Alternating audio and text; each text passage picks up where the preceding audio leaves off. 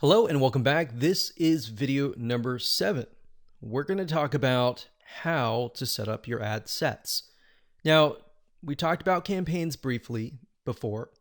Ad sets, however, allow you to target specific groups, their locations, their countries, different audiences, their likes, their interests, the budget. You can specify that as well.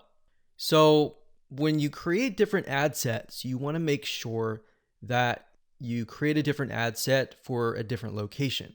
So you don't want to create an ad set with tons and tons of countries together, unless they are perhaps the third world countries.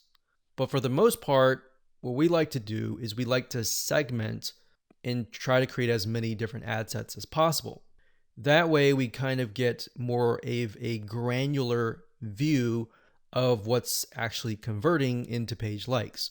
So if we find out that maybe a specific city in a specific country is converting really, really well, then instead of targeting the whole country and losing money that way, you can instead target that specific city.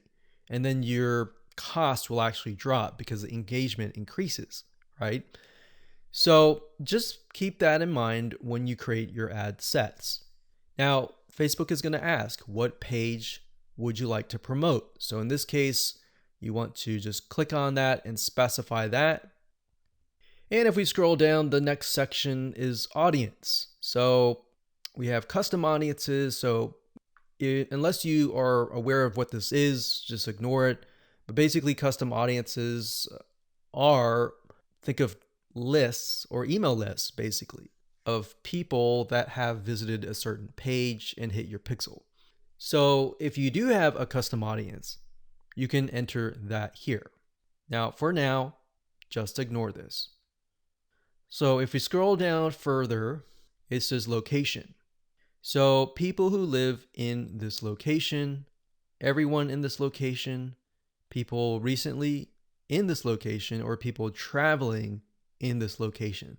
So that gives you a better idea of who to target. So if your product or service relates more to these, you may want to choose those. In this case, we always choose people who live in this location. A lot of times it will choose your country by default. So we're just going to click X here and it's going to say missing audience location.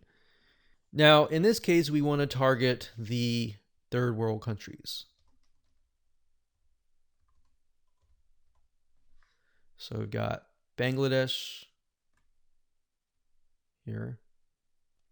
And another thing that you have access to is regions. So if you click on browse, what Facebook will do is it'll list out regions. So we've got free trade areas, emerging markets, app store regions, the Europe area. So free trade, we can go to Asia down here. So Asia down here encompasses Australia, Brunei, Hong Kong. So these are actually what we call, some of these are actually tier 1. So we don't want to do that off the bat because that will just increase our costs. So what we like to do is, if you're not aware of what country to target, you can actually simply go to google.com, type in the keyword term, list of third world countries, and scroll down and just try to look for it. So it says third world countries 2019. Now, obviously, this most likely is going to stay the same throughout the next few decades. But if we go back over here. Okay, so I scrolled down the page and I found a list of third world countries. So we can see a list, we can see the population here. So what we could do is we could sort by population.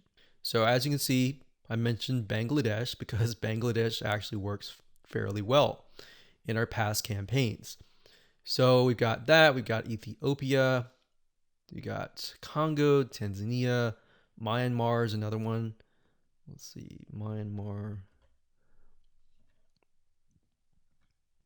Okay, so when we go back here, we can type in that country and we just click it like that.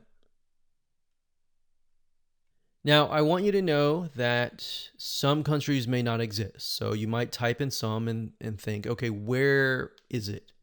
It's because some of them just don't have access to Facebook at all, or Facebook hasn't been allowed into that territory yet. Now, if you don't want to enter them one by one, you can create a list of them and then enter them and copy and paste them in here by clicking add locations in bulk and going through that process. Next, we have age and gender. Generally speaking, you want to choose something broad.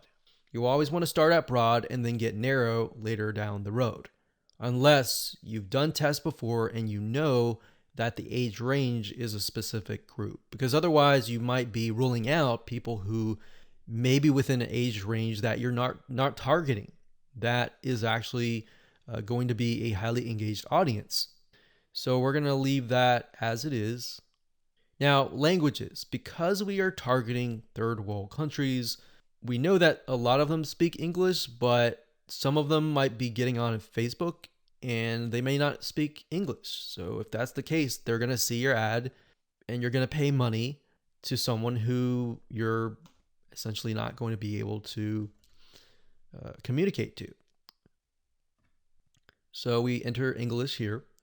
Next up, we have detailed targeting. This is very important as well because this will allow you to target on a granular level as to what people's interests are. Now, if you're not familiar with how Facebook interests works, this is basically how it works. So Facebook has what we call a Facebook tracking pixel. And these are pixels that are placed by website owners like us on our websites. And whenever somebody visits those pages, they are then pixeled, or Facebook sees them and they see them visiting, let's say, a barbecue website. So the people that you're targeting are actually interested in that particular interest. So there's different things you can target. You can target, we'll just type in motivational. So we got, you can see motivational quotes here. So that's one. Now, if you type that in again, motivational quotes, sometimes it'll give you suggestions and you can click suggestions and it'll give you a list of other similar interests that are directly related to this particular interest. And you can pick and choose those. Now, I want to say when it comes time to analyzing your data, Facebook will actually tell you where the Facebook page likes come from and based on what targeting. So even if you have several in here, it's okay.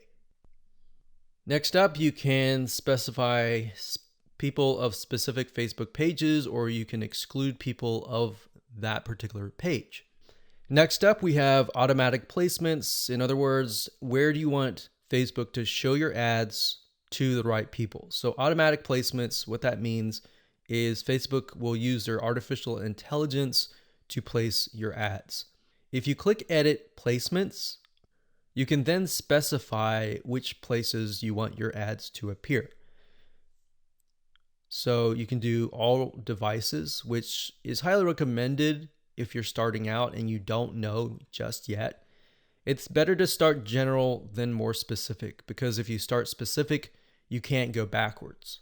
It's kind of like taking an image and then making it small and cropping it and decreasing the size and just trying to get back to the bigger size. It doesn't work that way. So you got to start general and then move to specific.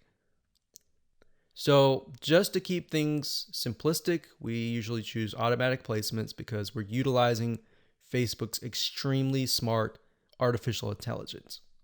Okay, so we got optimization and spending controls. Usually just keep everything by default and click continue.